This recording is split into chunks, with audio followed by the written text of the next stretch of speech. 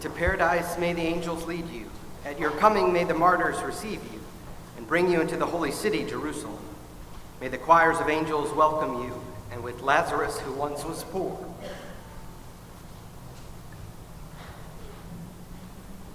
May you have peace everlasting.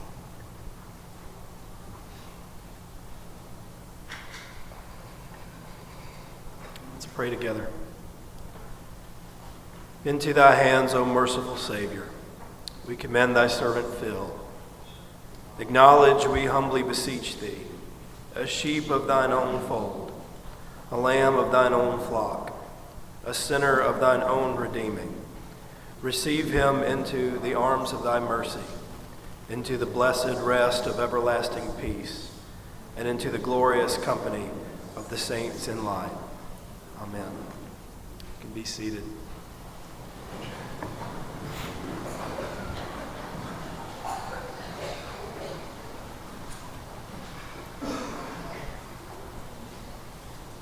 My name is Justin Joplin, and I serve as the pastor here at Westover Baptist Church, where we have the blessed privilege of being close neighbors to the Richmond Waldorf School. And that is how I and members of our congregation came to know Phil Pollard, and to know Phil was to love Phil.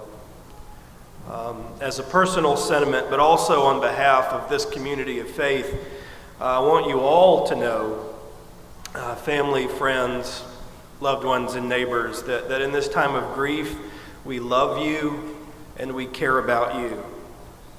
We are honored and we are humbled to be sharing our home, our space with you today, and we sincerely hope that today's celebration of Phil's life will be a memorable and meaningful tribute to an extraordinary person. I am so grateful to have known Phil. I was always impressed by his kindness, his thoughtfulness, and the care and compassion with which he went through life. Qualities like those are to be treasured, because it feels sometimes like they are becoming rarer and rarer in this world. Phil had the uncanny ability to introduce delight into just about any circumstance. And delight, friends, is something that the world needs more and more of. As a personal memory of Phil from Westover Baptist Church, one that we share here, last December, on the second Sunday of Advent, the season during which we build with anticipation towards Christmas, Phil joined us and shared with us the gift of his music. He sat right here in front of the sanctuary with his drums in front of him, and he sang with a passion in his voice that all of us who knew Phil experienced in one way or another in pretty much everything that he did. He sang words from the prophet Isaiah, "Everyone who thirsts, come to the waters," and it was beautiful. And we were touched by his gifts. We were touched by his life, and we are so very thankful that God shared him with all of us. So thank you.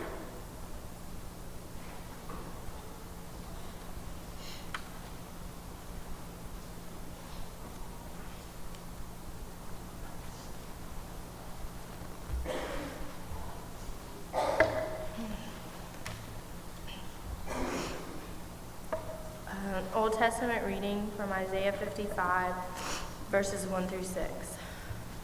Ho, everyone who thirsts, come to the waters, and you that have no money, come buy and eat. Come buy wine and milk without money and without price. Why do you spend your money for that which is not bread, and your labor for that which does not satisfy? Listen carefully to me, and eat what is good, and delight yourselves in rich food. Incline your ear and come to me. Listen so that you may live. I will make with you an everlasting covenant, my steadfast, sure love for David.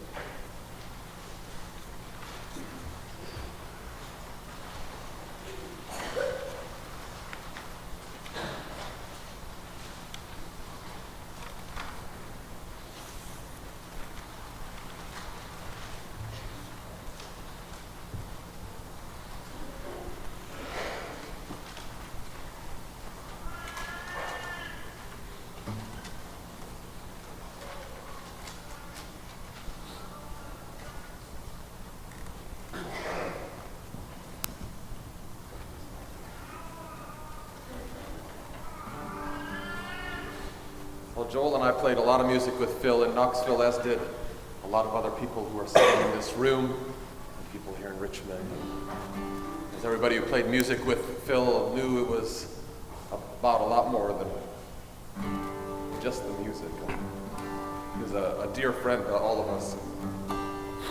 We'll miss him greatly.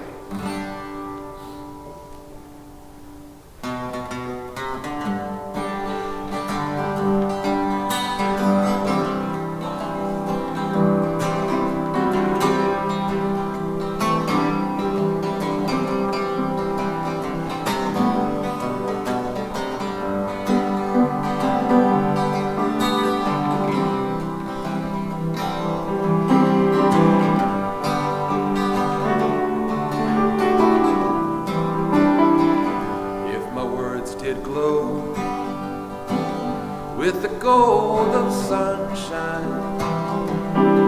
and my tunes were playing on the harp unstrung. Would you hear my voice come through the music? Would you hold it near as it were your own? It's a hand-me-down. Thoughts are broken. Perhaps they're better left unsung. I don't know. Don't really care. Let there be songs to fill the air.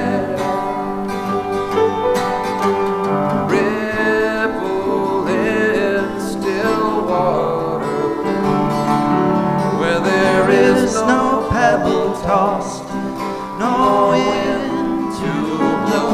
Reach out your hand. If your cup be empty,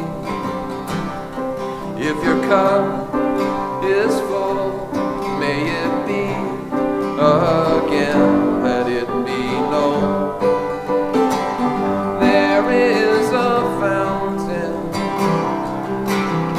that was not made by the hands of men. There is a road. There is no road. No simple highway. No simple highway between the dawn and the dark of night. And if you go, no one may follow.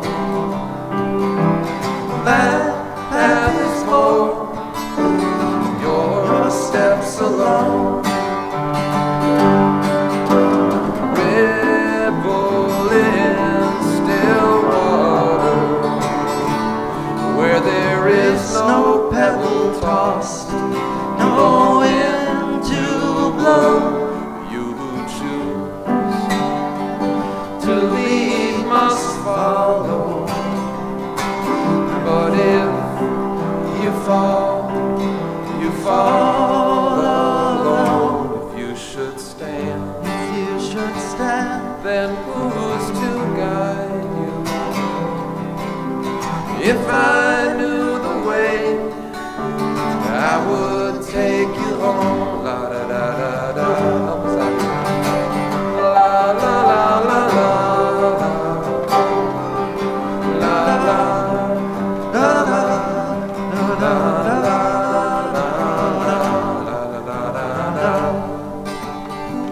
La la la la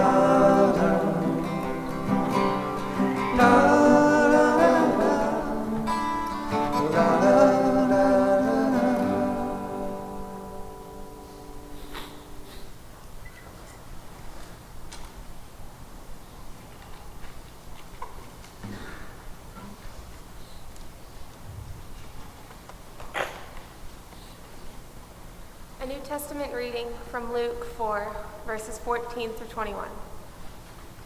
Then Jesus, filled with the power of the Spirit, returned to Galilee, and a report about him spread through all the surrounding country. He began to teach in their synagogues and was praised by everyone. When he came to Nazareth, where he had been brought up, he went into the synagogue on the Sabbath day, as was his custom. He stood up to read, and the scroll of the prophet Isaiah was given to him. He unrolled the scroll and found the place where it was written, "The Spirit of the Lord is upon me, because he has anointed me to bring good news to the poor.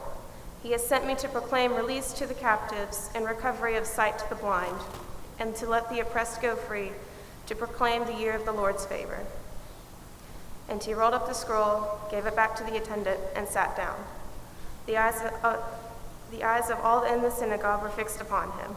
Then he began to say to them, "Today this scripture has been fulfilled in your hearing."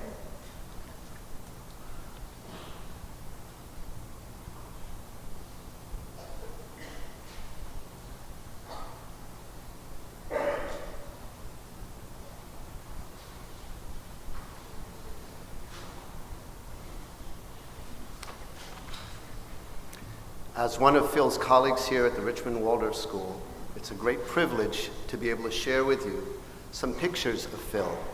And I hope in the days to come you will add to this wonderful tableau of Phil and his life. Picture this. All the grade school students are gathered in the eurythmy room for their Friday gathering. Children are talking and chattering, looking around the room, busy with their own things. And Phil comes and stands in front of them, and he says in his inimitable way, "Good morning, Richmond Waldorf School."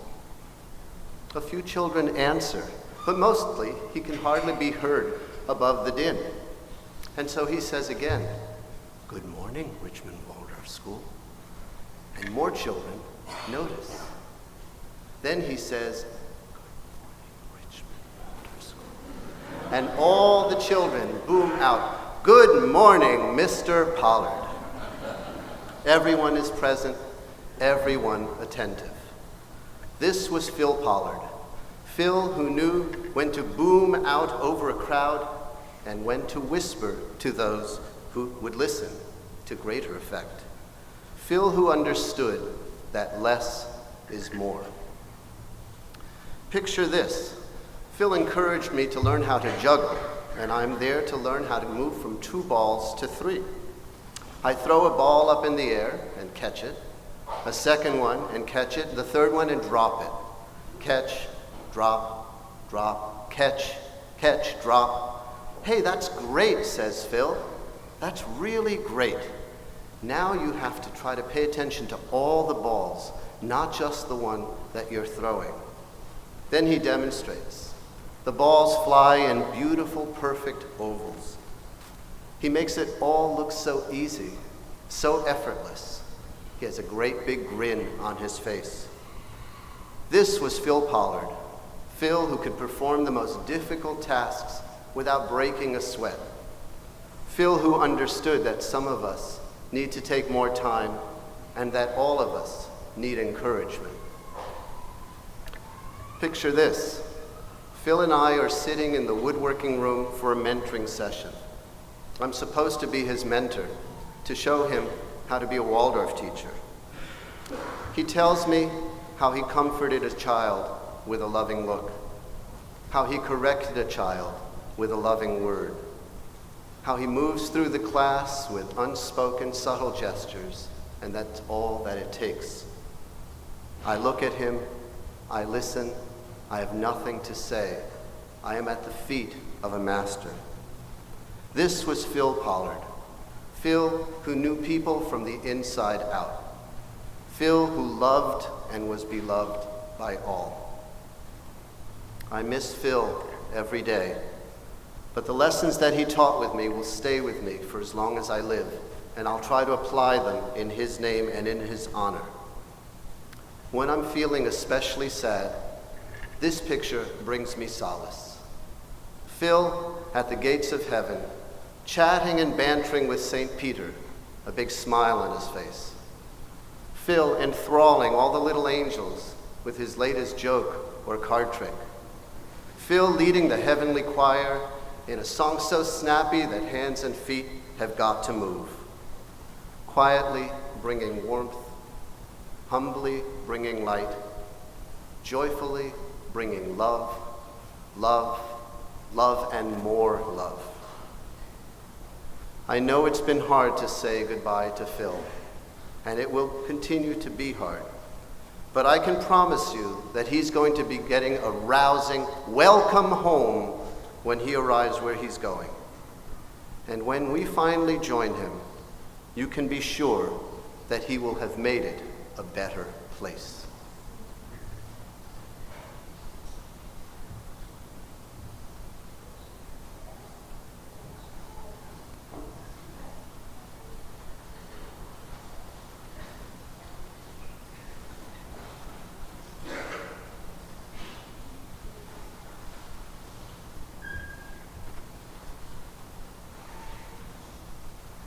First, I want to say how overwhelmed and delighted we are. So many people came to honor Phil. We found out someone came from Hawaii, so just folks from all over the place, and we appreciate it. Phil was married to Dawn, and I still remember the first time that I met Phil. Dawn told me that she was having someone special come down and visit us in Knoxville from the St. John's of Annapolis. Now, you have to tell you, the first time Dawn and I went to St. John's of Annapolis, we were met by the director of admissions. And so I went to a Catholic university where everything was pretty formal. You know, we wore long trousers and shirts, and the girls wore. Where comes this fellow out with Bermudas on and flip-flops. And I thought, this is St. John's of Annapolis. And so when Dawn said she's bringing a fellow from St. John's of Annapolis, I thought, well, I'm going to put on this real bad face. And, you know, I got to show. But in walks Phil, we say 3 words, and we had a meaty bond. Phil and I had good times together. We had a lot of things in common, a lot of differences. We both liked good books, but Phil could read books that I couldn't read, like books by Umberto Eco. If you ever tried to read a book by him and finish it, if Phil was able to, I was not. And we liked sports, just about all kinds of sports. We liked the Colts when they were in Baltimore.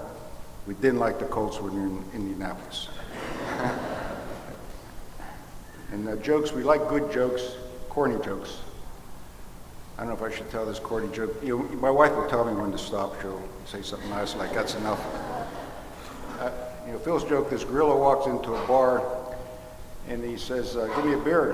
And the bartender gives him a beer and he said, that'll be $5. The gorilla starts to pay him and the bartender says, but we don't get many gorillas in here. And the gorilla says, at $5 a beer, no wonder.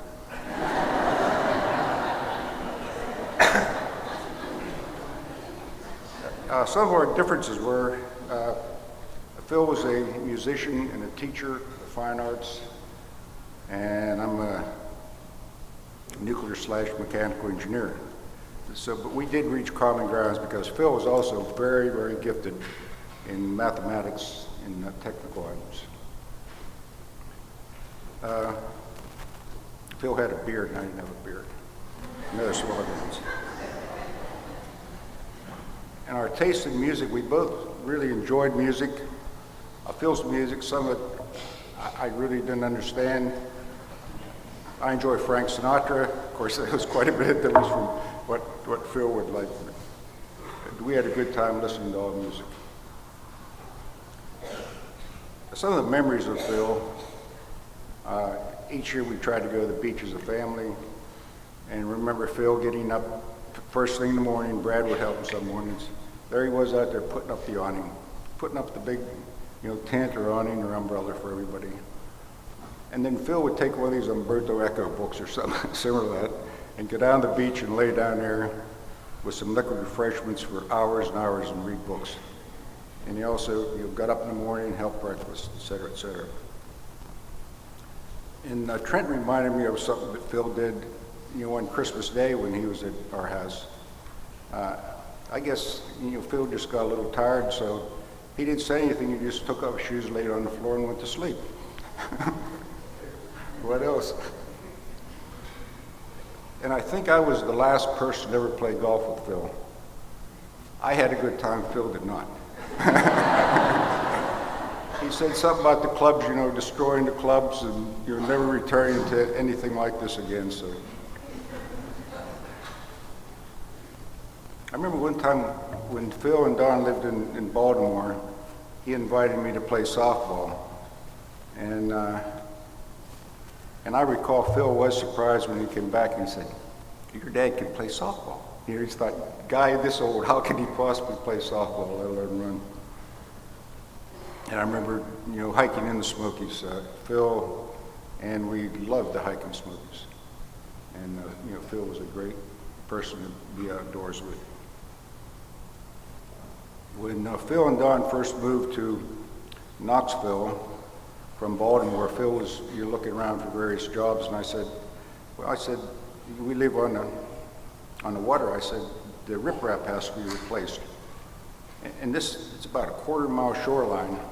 And so Phil lined up a contractor, submitted a bid. He had the low bid on it. And these were huge, huge boulders to put the riprap on. I don't know how many tons, but they delivered it down there. People delivered it. And Phil comes walking down with a wheelbarrow.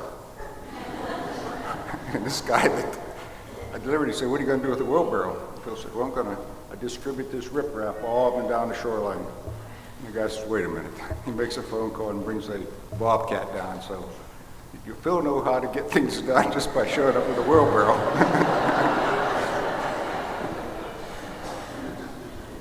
And there's a place in Baltimore, people from Baltimore are familiar with, the Lexington Street Market. And then they have a couple of restaurants, but they also sell a lot of things. They have one place called Faley's. They have seafood. Well, Phil and I were in there one afternoon to pick up some seafood and bring home.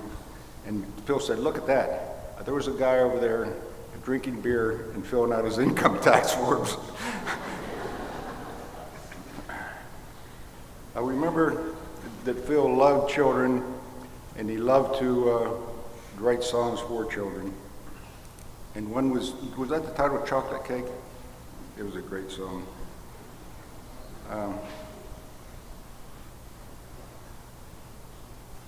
The thing I miss about Phil is obviously the time we had together, but also how much he loved and respected my daughter. And I'll be forever grateful for that. But thank you very much.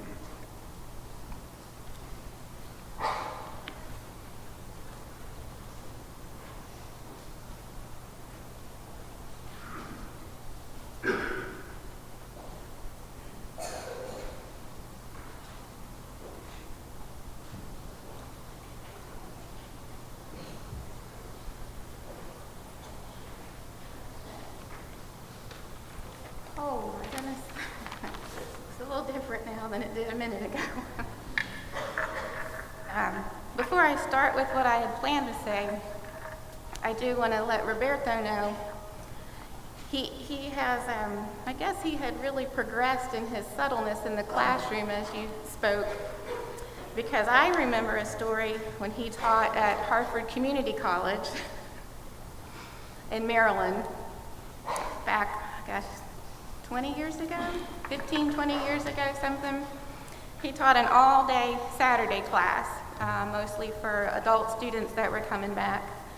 And they would have coffee and bagels and stuff on their desks. And he called me one day and he said, "So today I'm walking around the classroom and I'm walking in and out between the desks. And as I'm there to turn to go to another row, I ran into someone's coffee with my butt and knocked it off the table." And he said in his response was he turned around and said, "Oh, did I do that?"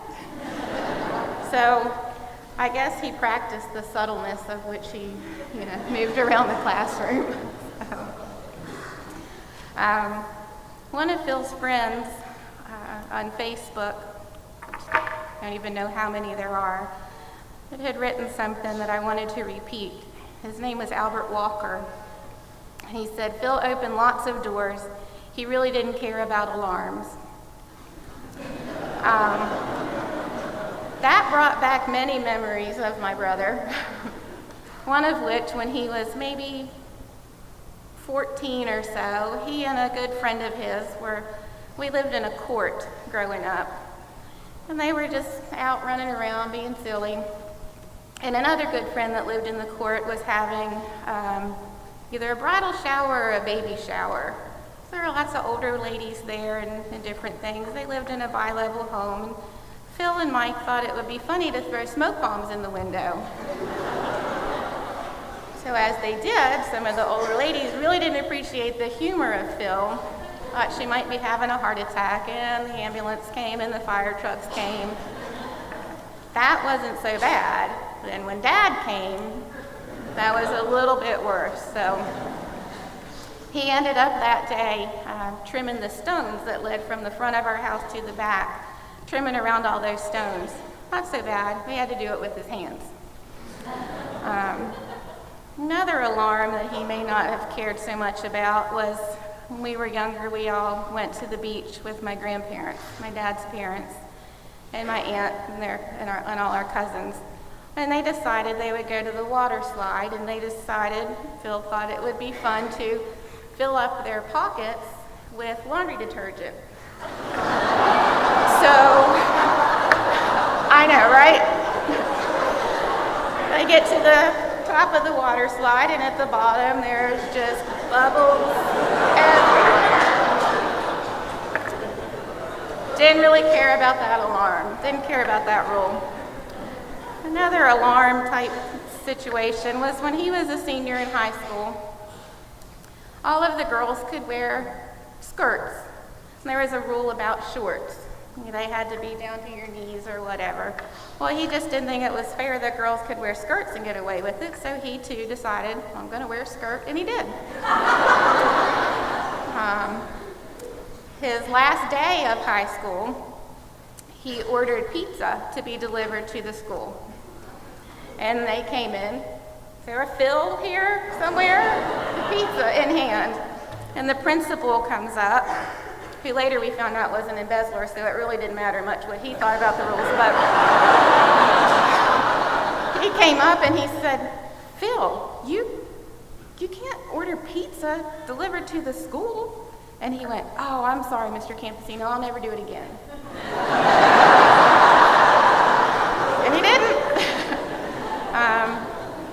The last kind of set of alarm type things that I'm reminded about are one summer, Phil wrecked both of our cars, our truck, and our boat. Tried to blame the boat on me as we were out, and apparently I was supposed to stop it going full force into the pier, and I didn't, so it tore the entire top off.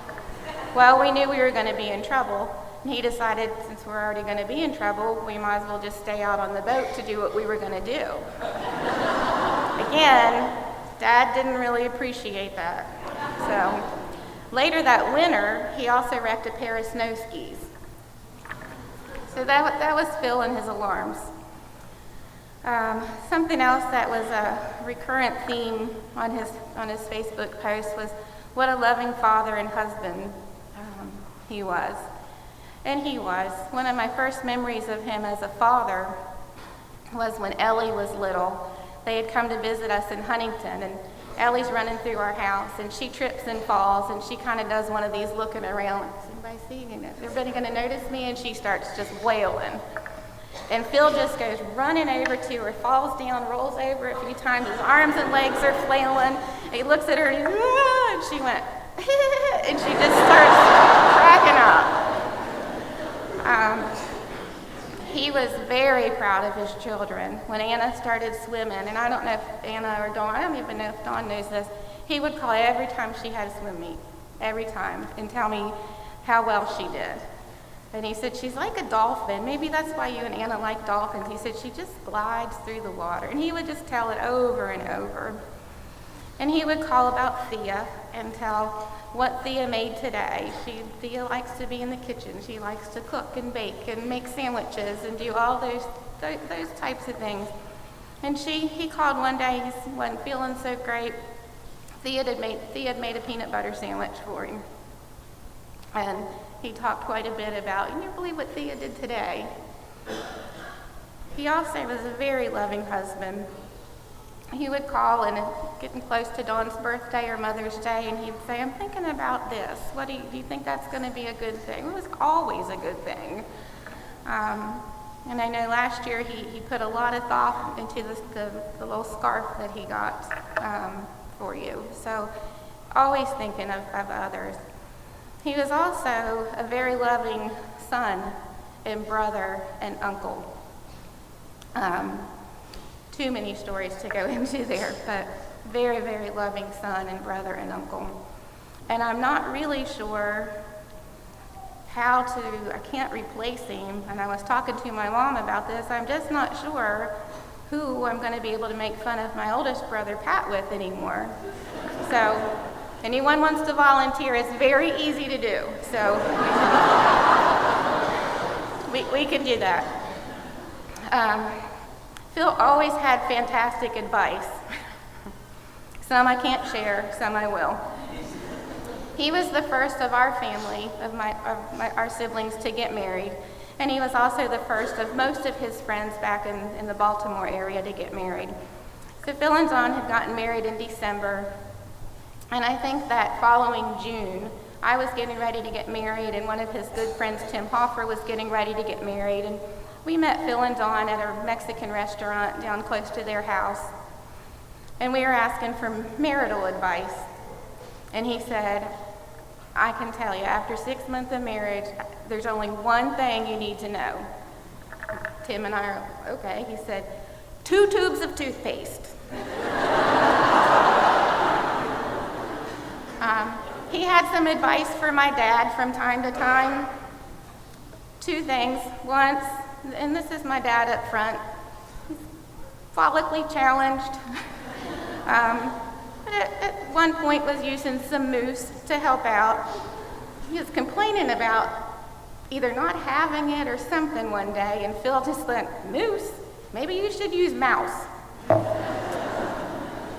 And the other advice he had for mom and dad is we grew up in the Baltimore area, and we were traveling to Huntington to visit family one Christmas. We stopped at a rest stop. Everyone got out, did their business. Mom got a cup of coffee out of the vending machine. And we start to pull away. Everyone gets in the car, and Pat, Phil, and I are in the back. Mom and Dad are up front. Dad's driving. We start to pull away.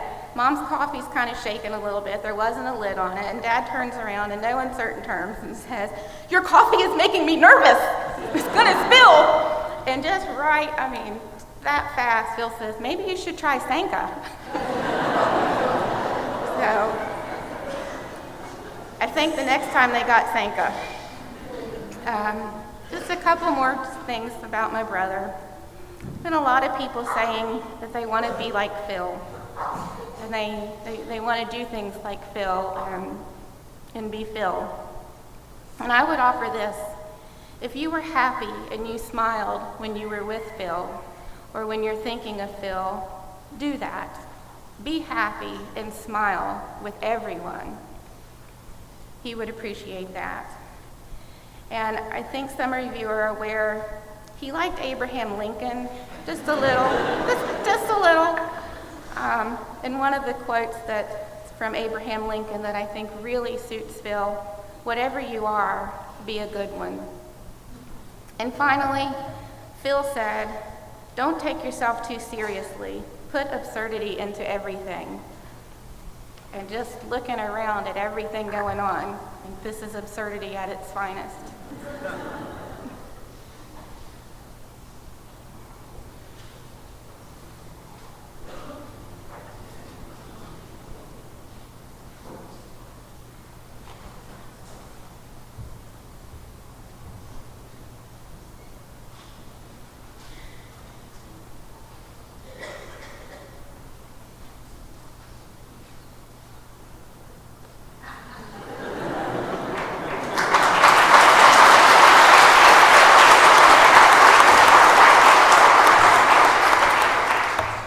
Otherwise. I'm going to be an honorary member of the Slumsky Brothers. Family thanks everyone here. My golly, there's a big crowd here. Family thanks everyone here, and we thank you for loving Phil, taking care of Phil.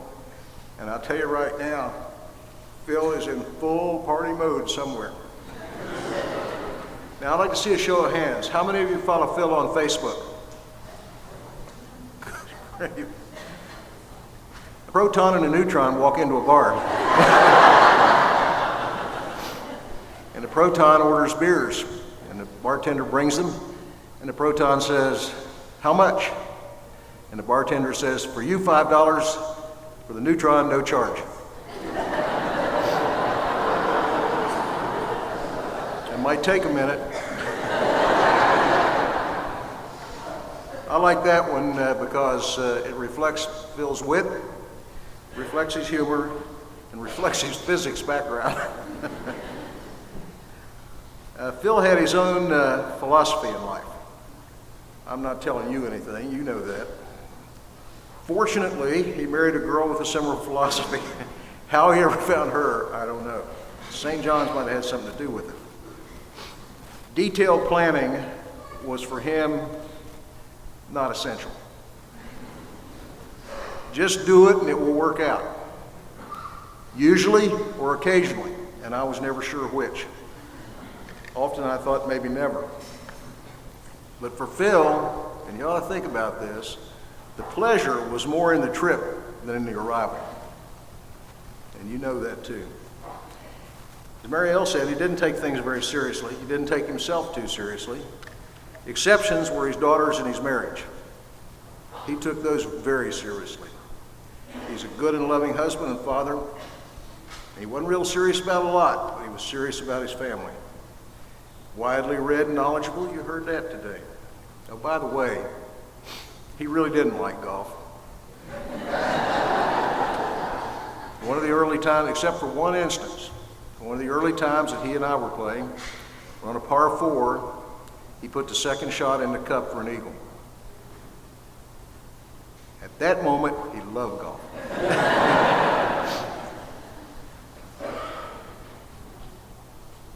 He knew surprising subjects. And for those of you sat down around, probably in a bar with beer, sat down around something with him, and maybe his backyard with a campfire, but he had personal disdain for pompous people playing political games, and you knew that too. He loved the outdoors. Often said he would have been happy as a forest ranger or a woodsman. I don't know how he would have played his music there. And note the Abe Lincoln beard. I don't know where he got the idea to wear beard.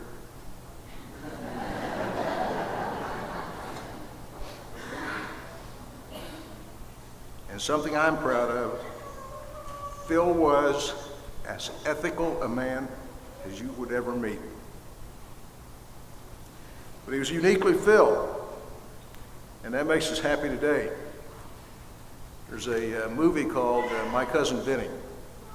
Some of you may have seen. And Vinny's a New York lawyer, and he comes in and does something outrageous, and his cousin says, "That's the quintessential Vinny." I often thought if I ever get a chance to introduce Phil somewhere, I'm going to introduce him as the quintessential Phil. There's some things from his childhood, you heard a few, that maybe explain some of the things he did. Maybe fill in around the edges, things that I might only know. And I got to tell you, being Phil's friend was a pleasure, even for me. Being Phil's father, not so much sometimes. His dress. I know you've seen him in the cutoff shorts and the ragged jeans and that big old gray or purple sweater, whatever color it was, that he wore around during the winter with a scarf. And the hats. I don't know where he got the hats. I don't know what it was about the hats, but some really weird hats. Well, I was thinking back, and I'm thinking, where did he get that? And I will tell you a little story. When he was 2.5, and his brother was, I guess, about 5, my wife said, "Let's take him to get a family portrait." Sounds easy, doesn't it? She got little bow ties, plaid shorts, and put them in shoes and socks. Little white shirts, got their hair trimmed, and had it all combed up. We got in the car and we go to the studio. She gets out, we're a little late, this wasn't unusual. She gets out and she says, I'll go talk with the photographer. You bring the boys in. So I got out, I go around, open the door. Pat gets out, looks just like he did when we left the house. I go around the other side. I was appalled. Not only was his hair out of place, his bow tie and left shoe were missing. And somehow he had managed to dribble chocolate all the way down his white shirt. And his pants were dirty. And I just couldn't believe it. We were in the car for 8 minutes and he was in a child seat. He was sure of himself. Whether he was right or wrong, he was still sure of himself. When he was in high school, he brought home an English report card. It was a failure. 0. So we called the teacher and said, what's going on? Phil didn't do any homework, didn't take any tests, he didn't do any class assignments. Son, want to explain this to me? He said, the teacher is there to teach. I should be able to sit in class and learn for her without ever doing anything on my own. As I said, it wasn't always easy being Phil's father. And that led to one of the many, many questions I had for them that went like this. What were you thinking? Probably my favorite question for Phil. What were you thinking? That having been said, he became a real proponent of education. I don't know if you knew this, you probably read it in the paper. He was the Teacher of the Year at Mount DeSales Girls High School in Baltimore, selected by the students. And I will tell you this, there were a number of times when Phil called the parents in to sit and watch their student make up homework. And he would tell the parents and the student, either the parents come in and watch them make up the homework in my class while I watch you, or you fail. He's a tough English teacher, and yet he was still Teacher of the Year. He was also selected by the students to be their commencement speaker, the first and only male commencement speaker in 100-year history of an all-girls school. Education he took seriously. He went to West Virginia University, came back after a year, wasn't doing too well. I asked him, I said, Phil, what's the problem? He was in the marching band. I said, is it the marching band? Is it the university? Is it the engineering courses? Is it Morgantown? He said, yes. I said, son, you're going to have to give me a little more than that. What is it specifically that's bothering you about West Virginia University? He said, he was in engineering, had a scholarship in engineering. And he said, well, he says, all they're doing is teaching you to get a job. Oh my God. Son, that's why I'm paying $4,000 a year. Fortunately for a change, I got it. Not often did I get him, but I got it that time. He wanted an education. He didn't want a training course. And so he came back to Hartford Community College and thrived there. One of the reasons I think he thrived is I told him, I will pay for Hartford Community College, but you will take 7 courses a semester, and they cannot be in the same field. You can take 1 math course, not 2. 1 music course, not 2. He had to scramble around to get 7 different courses every semester. By the time he finished, he had more hours than anybody ever graduated from school. And he had his degree in general studies. And he had the beginnings of what he considered to be an education. He knew more after 2 years there than I think he had ever known. From there, he went on to Towson University, and eventually he went to St. John's College in Annapolis. And St. John's is a great books program. It's a classic studies program, and it's exactly what he wanted, exactly what he needed. It was Hartford Community College on steroids. He went to St. John's, and he loved it there. Absolutely loved it there. And I think that's carried through to his teaching in community colleges and his teaching in Waldorf School. He was exuberant. I'm going to repeat a story here. He was exuberant about things. Wrecked 3 cars and a boat in one summer. It wasn't easy being his father, especially that summer. And then when he blamed the boat wreck on his sister, and she was standing up in the bow trying to stop the boat, I said, "You're lucky you didn't kill her." He said, "Well, that's true." He was a hard worker. I quit counting when he got to 40 jobs. I would ask you, how many of you have ever had 40 jobs? He did everything. He sold flowers. He worked at McDonald's. He hated that. He taught. He loved that. He shoveled horse dung for a summer. He hated that too. He didn't like the horses. And they made him take them down into a pool and walk them to exercise them. And the horses didn't like that. He didn't like the horses. They didn't like him. It was not a match made in heaven. He was a quick wit. You know that. But I got to tell you, my favorite story is a quick wit. He was in a bar in Annapolis. A lot of his stories are a bar in Annapolis kind of. He was in a bar in Annapolis. And St. John's College abuts the U.S. Naval Academy. And the Johnnies at St. John, Dawn can tell you, often go at it with the middies from Annapolis. They actually play a croquet tournament every year, and I think St. John's has won it like 19 years in a row. Much to the chagrin of the Navy, who always shows up in their white uniforms, and the Johnnies are running around in ragged tennis shoes and t-shirts. He's sitting in the bar, and they're going back and forth with the midshipmen. And one of them says, "You don't know anything about academies." Wrong thing to say to Phil. Phil said, "I know as much about the academies just about as you do." He said, "How's that possible?" He says, "My father went to West Point." He says, "My brother went to West Point. And I know about 300 people up there." They said, "That's amazing. Well, your father must really be upset that you went to St. John's." He said, "Not as much as if I'd gone to Annapolis."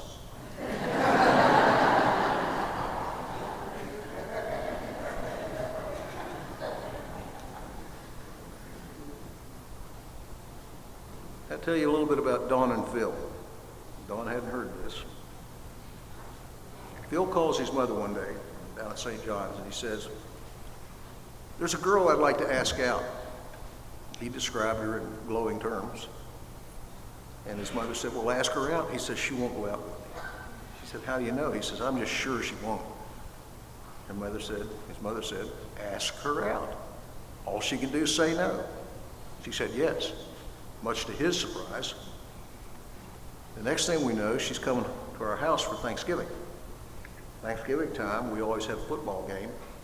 We had a big front yard and play football in the front yard. Phil's friends get around and they go out and play touch football. Dawn shows up to play touch football with her own cleats.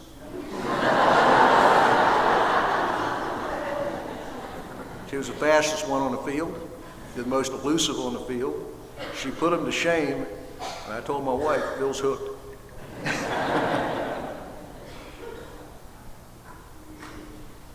A year later, they were married.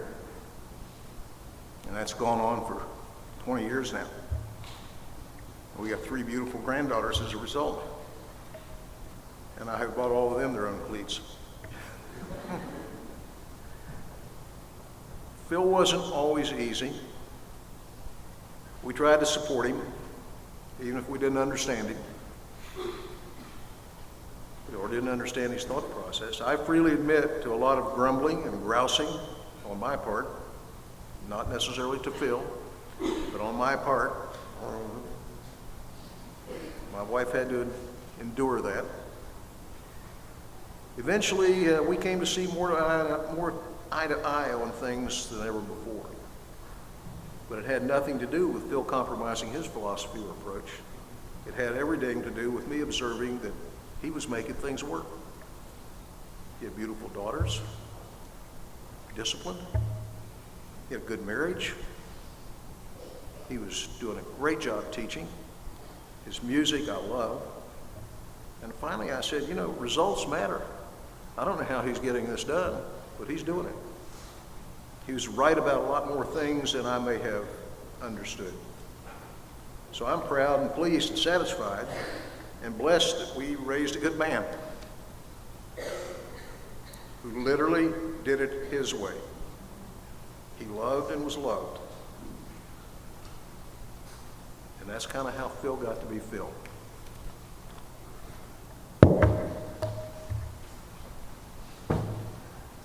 We'll leave this on.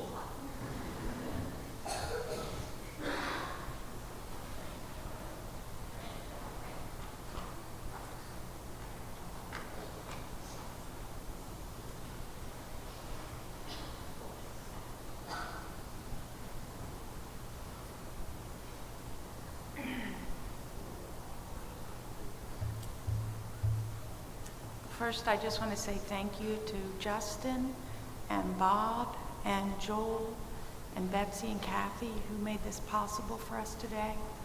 And thank you everyone for coming out. I feel like I'm the luckiest woman in the world to have been with Phil for 20 years. I have so many memories I could share with you.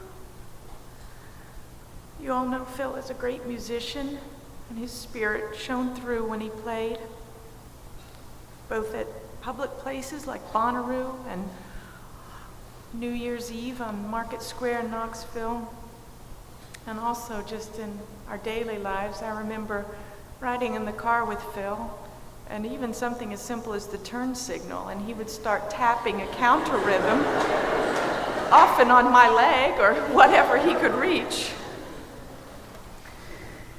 You've heard about how Phil's a great teacher, and his spirit shone through his teaching as well. He graced the second grade here at the Richmond Waldorf School. I remember we were sitting in a college faculty meeting, and he just was reflecting on this special feeling he had for his class. He was sitting on the playground, he said, and he was just filled with just an affinity, not the same love he had for his girls, but just such a special feeling for those children to whom he had fully intended to spend 8 years with. Some of you've heard that Phil was also a great athlete, and his spirit shone through whatever he was doing, whether he was flying out to California to play frisbee golf with his friends, there's coaching soccer and basketball, leading games classes here at school, or just playing a game with us at home. Nobody could play like Phil. He could be surprisingly competitive as well. I remember when we were dating, sometimes we'd get out of the car and race each other to my apartment door. Of course, he would always win, but I enjoyed trying to knock him down. I was never successful. And you've heard how he was also a great scholar and how his spirit shone through there. He enjoyed reading, and wherever we moved, he would find out so much. He would just immerse himself in the place and read about the things that had taken place there. Great biographies. But I remember sitting in class with him at St. John's, and it was a class on Einstein. And all at St. John's, we just read original works. There was no help for us. And we were reading Einstein, and most of us were just drowning. And he explained it to where even the professor was nodding and thanking him. The girls and I know Phil as a wonderful husband and father. And a lot of those memories are too personal to share today, but I'm sure individually we'll be sharing those with you. But one of the girls said last night, in just a beautiful way, he was the best daddy. And Phil's spirit shone through everything he did. He had an ease and beauty, touched many, many lives with that. I don't know, some of you know, my Greek students know that Phil means love. And we all carry, I think, that special Phil love in our hearts. I'm going to end by reading just a stanza from one of his very favorite poems. This is from Tennyson, The Lotus Eaters. There is sweet music here that softer falls than petals from blown roses on the grass, or night dews on still waters between walls, of shadowy granite in a gleaming pass. Music that gentler on the spirit lies than tired eyelids upon tired eyes. Music that brings sweet sleep down from the blissful skies.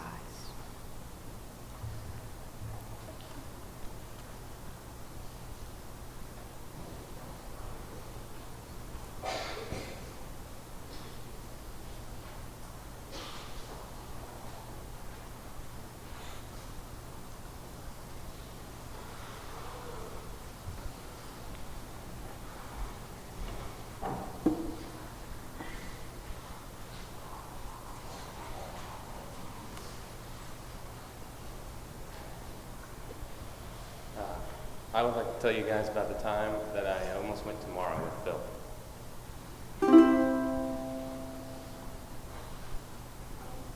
I started on a journey just a couple years ago to a little town called Morrow in the state of, I don't know. I hadn't done much traveling and really didn't know that Morrow was the hardest place I'd ever try to go. So I went to the station for my ticket and applied for tips regarding Morrow, not expecting to be guided. I said, my friend, I'd like to go tomorrow and return no later than tomorrow, for I haven't time to burn. Now, so at this point in the story that the ticket taker showed up, and I always asked Phil to play the ticket taker, and he was always honored. Or so he said, but the truth is, it was I that was always honored, as I am today to play Phil's part for you. Said he to me, now let me see if I have heard you right. You'd like to go tomorrow and return tomorrow night. You should have gone tomorrow, yesterday and back today. The train that goes tomorrow is a mile upon its way. If you had gone tomorrow, yesterday, now don't you see? You could have gone tomorrow and returned today 3. The train the day tomorrow, if the schedule is right, today goes tomorrow and returns tomorrow night. Said, I'd like to go tomorrow, can I go today? And get tomorrow by tonight if there is no delay. And then he said to me, and then I've got no more to say. How can you go anywhere tomorrow and return again today? Said, I guess you know it all, but kindly let me say, how can I get tomorrow if I leave this town today? He said, you cannot go tomorrow anymore today. The train that goes tomorrow is a mile upon its way. I was so disappointed, I was mad enough to swear. The train had gone tomorrow and had left me standing there. But that man was writing, telling me, you are a howling jay. I could not go tomorrow, so I guess in town I'll stay.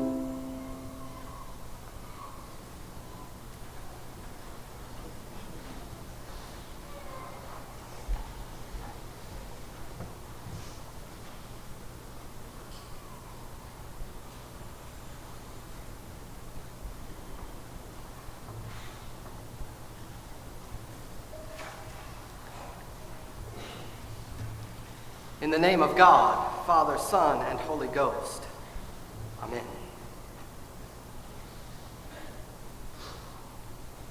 All right, Phil dared me to do this, so I'm going to do it. Apparently, Phil often joked with me that he hoped his obituary would begin with the word apparently.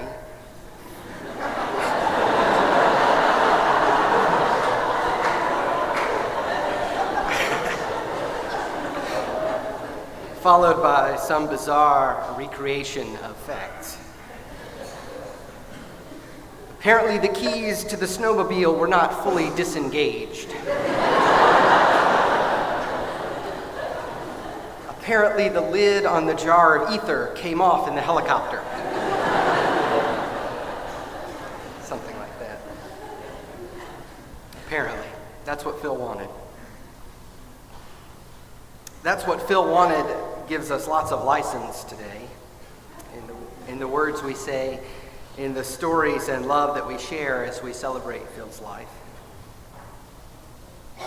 The sentiment could, of course, be taken advantage of. Phil would have wanted me to preach this homily in Greek, or with tons of jokes. In all seriousness, though, I know Phil would have wanted us to celebrate his life today, each of us thinking of the gift that was his life in our lives. I met Phil around the time Anna was born. I was 19 years old, and Phil was older. I was in college at the University of Tennessee in Knoxville, studying studio music and jazz as a bass player. Upon recommendation of a friend, I called a guitar player named Savan to play in a cover band of sorts called Short Bus. We played radio rock, Closing Time, Free Bird, The Southern Cross. Needless to say that Phil, Savan, and I were not necessarily musically fulfilled in this group, where we were all sidemen. So the three of us started playing some music that Savan had written with a heavy improvisational element in a band called Colorfield. And I was amazed at how Phil could get so many different sounds out of a drum set. Or even more amazed at how Phil could make his one drum set sound like 3 drum sets. The musicians among us here know this, but often band practice takes place at the drummer's house because he or she has the most stuff to lug around. And this meant that I would show up at the Pollard house with Savan, and he, Phil, and I would play admittedly very weird music for hours, well into the evening. And of course, this noisy rock that we liked sounds best really, really loud. Sorry, Don. What amazed me even more than Phil's playing, as good as that was Phil's personality. He and I clicked right away, and years after that band broke up, Phil and I would still talk. A lot. Often late at night, often loudly. Sorry, Don. And I should also mention what has taken me years to reconcile in my own life. That when I walked into Phil's house for the first time and met his wonderful family, I also noticed the preponderance of Christian art and iconography and a bookshelf filled with the church fathers and mothers. Phil was a giant in every sense of the word. Some of you knew him as a giant in the musical world, or the educational world, in the world of jokes. Phil was a giant at life and a giant at love. Phil was a giant intellect, and I was lucky enough to know that Phil had a giant faith as well. Phil grew up Episcopalian and studied theology at the graduate level and knew more than anyone else I know about the Christian scholastic Albert the Great. When I met Phil, I was in college and not so concerned with the church or with God, but the example of Phil's life and Phil's eventual invitation to return to the church through a scholarship choir that he was helping to run caused me to set foot in a church building once again. Needless to say, I found it home. Phil liked to arrive to gigs early, sometimes really early. And then this time we would have the opportunity to talk. Phil and I shared a bizarre sense of humor, as evidenced by apparently, and a futile hope that we would both end up on Saturday Night Live. First as musical guests, then as guest hosts. They would like us so much, then we would become cast members. And in many of these early to the gig conversations, Phil and I would write sketches for when we would be cast members on SNL, or for our own show that undoubtedly someone would give to us. So many of these sketches ended with some staged argument about the most esoteric of trivial church lore.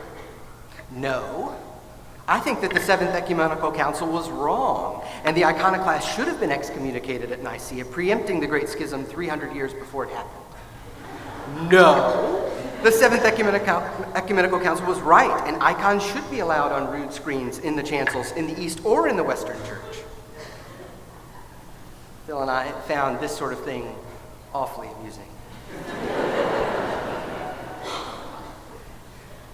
To me, what stands out about these sketches was how many of them were about religion or the church or philosophy.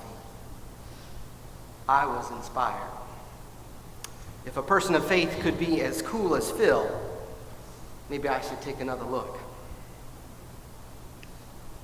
I really appreciate how Phil could make anyone believe that he or she could achieve with as much success as Phil. Phil thought that I was really funny. Phil thought that I was a great bass player. I'm not either one of those things. But Phil believed in me, and that made me want to be better. Eventually, my involvement at St. John's Cathedral with Phil led to my pursuing ordained ministry. Phil came to visit me and Lisa a few times at seminary. Phil had considered seminary and had even taken a few courses in that direction. He was a friend to priests, monks, and nuns. I remember a late-night conversation at seminary when he came to visit one time. We were sharing some pita bread, and he told me, "I was right there with you, brother. I understand what you were doing." In that sacramental moment that we shared, I wanted to tell Phil how much his faith was formative in my journey. But he knew. We heard in the readings and the stories that I know were so meaningful to Phil of God's call to us. How we as a society should treat the least among us. How in the kingdom of God, people are not forgotten because of their station in life. The poor, the oppressed, the literal or the metaphorical, blind or lame, and those of faith or not, all are welcomed and made to feel at home. We heard in the readings God's call to live as people who know how to treat one another. And if one person really lived that, it was Phil. That is what made Phil's faith so real and so powerful. How many in this room felt personally uplifted or valued or loved by Phil? All of us, I would wager. Phil did more for the gospel of Christ than 1,000 evangelists because he lived it authentically. He preached the gospel at all times, using words only when necessary. Phil told me this story more than a few times, so I know that he was proud of it. He was teaching at the Walker Academy in Knoxville, and the Walker Academy is a second chance school of sorts. Many of the students there were kicked out of more traditional schools for drugs or alcohol or behavioral problems. How many of us would have felt right at home in this school, in Phil's class? Those lucky kids. Phil told me that he was teaching a comparative religion class where he described what the different religions believed and practiced. He told me that he saved Christianity for the end of the class. And after describing to the students in the last few weeks of the school year the tenets of Christianity and Jesus' call to love your enemy, pray for those who persecute you, don't return anger for anger, love one another as we are loved, forgive as we are forgiven, stand in solidarity with the poor and outcasts. You know, all of the stuff that the religious majority in this country, from our place of privilege, is so prone to forget. After Phil outlined the call for all of us who call ourselves Christian, Phil said to his class, "Sounds pretty good, doesn't it? Too bad no one's ever tried it."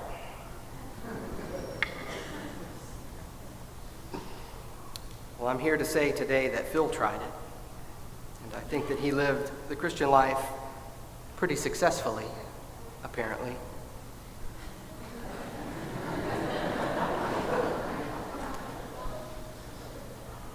Apparently, Phil was a person of deep faith, real faith, who inspires all sorts of people, those who call themselves Christian and those who don't. There's a lot of talk today about what Phil would have wanted.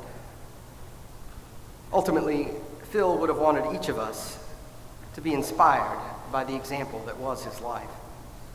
That's what Phil would have wanted, that we should live our lives as Jesus called Phil to live his life, to value each other as spiritual beings that we are, filled with the divine inner light, and to actually treat each other like we were created in the image of God, just as God intended. I have little doubt that Phil has already met Albert the Great and has made him think. I have little doubt that Phil has found his namesakes, Saints Philip and Andrew, and made them laugh. I have little doubt that Phil rests with the saints in light and already has them dancing. Phil believed that ordinary people could change the world. And he told me one time how to change the world. It went something like this. Imagine two people dancing. These two people then turn, and each of the two people select new partners, so that now 4 people are dancing. We're going to run out of fingers. Then the 4 turn and select new partners, so that now 8 people are dancing. This only needs to happen 32 times before the whole world is dancing.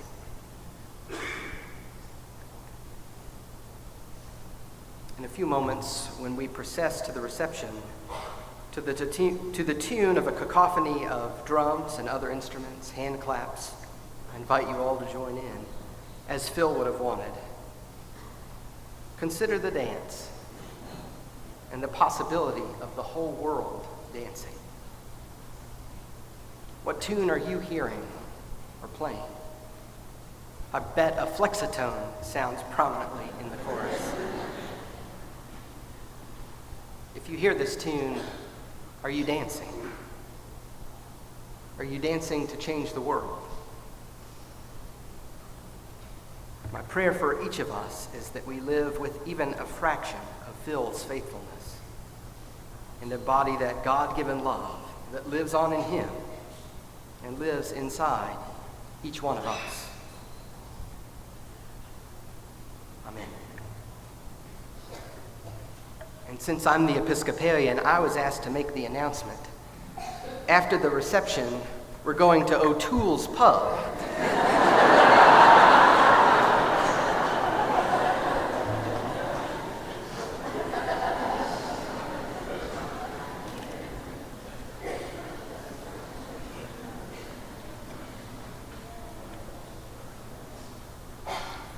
I would like to call on all the students from Richmond Waldorf School, former and present students, to stand, and we're going to sing the Irish Blessing in honor of Phil and his family and everyone who loved him and everyone who's here. We'll sing it through once in unison, and I'm going to ask this half of the room to start and this half of the room to come in next, and I'll let you know right where we're at. May